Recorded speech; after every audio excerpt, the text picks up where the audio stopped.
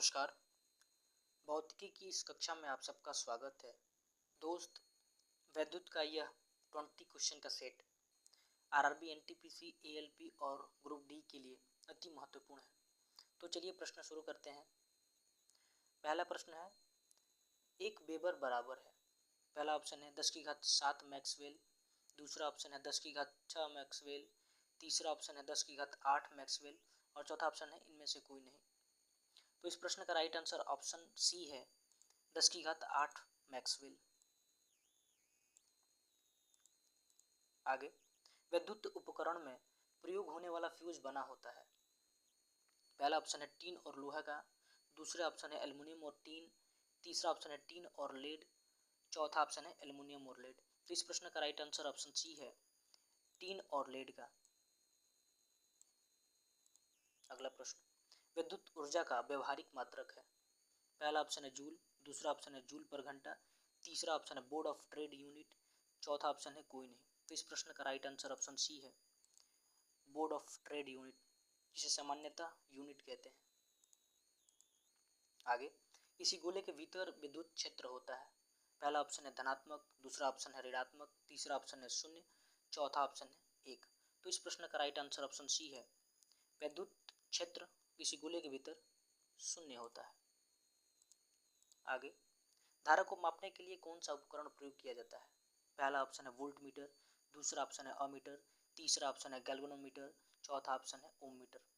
तो इस प्रश्न का राइट आंसर ऑप्शन बी है धारा को मापने के लिए अमीटर का यूज करते हैं, जबकि धारा का पता लगाने के लिए गैल्वेनोमीटर का यूज करते हैं। आगे, सीजीएस पद्धति में आवेश का मात्रक है। पहला ऑप्शन है कूलाम, दूसरा ऑप्शन है स्टेट कूलाम, तीसरा ऑप्शन है 1/कूलाम और चौथा ऑप्शन है कोई नहीं। तो इस प्रश्न का राइट आंसर ऑप्शन बी है स्टेट कूलाम। आगे, प्रतिरोध का ताप पर क्या प्रभाव होता है। पहला ऑप्शन है घटता है, दूसरा ऑप्शन है बढ़ता है, तीसरा ऑप्शन है असर नहीं, चौथा ऑप्शन है पहले घटता फिर बढ़ता है। तो इस प्रश्न का राइट आंसर ऑप्शन बी है ताप बढ़ाने से किसी चालक का प्रतिरोध बढ़ता है।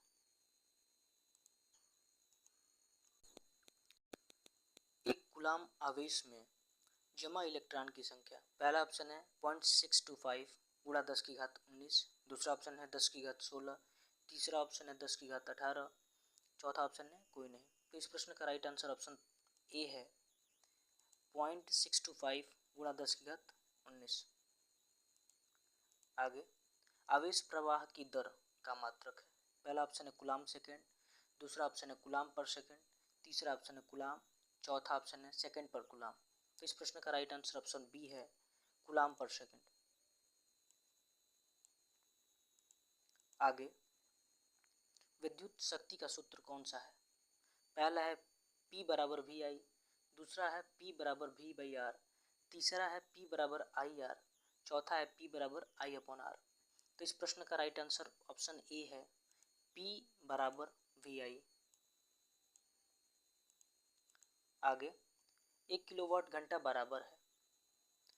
पहला ऑप्शन है 3.6 इंटू 10 की घात 5 जूल, दूसरा ऑप्शन है 360 जूल, तीसरा ऑप्शन है 3.6 गुणे 10 की घात 6 जूल और चौथा ऑप्शन है 3600 जूल। तो इस प्रश्न का राइट आंसर ऑप्शन सी है 3.6 इंटू 10⁻⁶ जूल। आगे, जब किसी चालक की लंबाई बढ़ाई जाती है तो प्रतिरोध। पहला ऑप्शन है घटता है, दूसरा ऑप्शन है बढ़ता है, तीसरा ऑप्शन है समान रहता है, चौथा ऑप्शन है नहीं कहा जा सकता। प्रश्न का राइट आंसर ऑप्शन बी है बढ़ता है। आगे,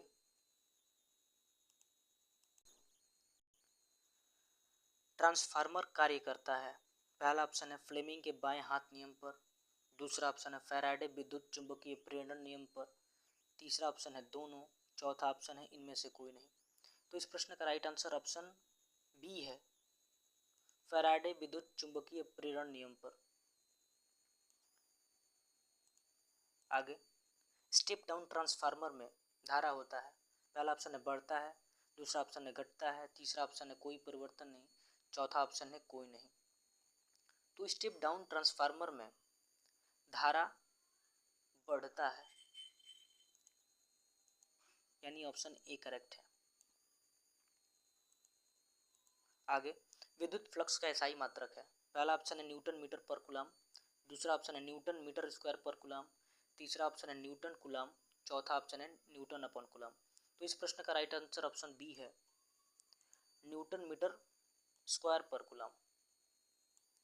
आगे, किसी वस्तु पर इलेक्ट्रॉन का आना या चले जाना कहलाता है। पहला ऑप्शन वोल्टेज, दूसरा ऑप्शन विद्युत धारा, तीसरा ऑप्शन विद्युत आवेश, चौथा ऑप्शन प्रतिरोध। तो इसका सही आंसर ऑप्शन सी है, विद्युत आवेश।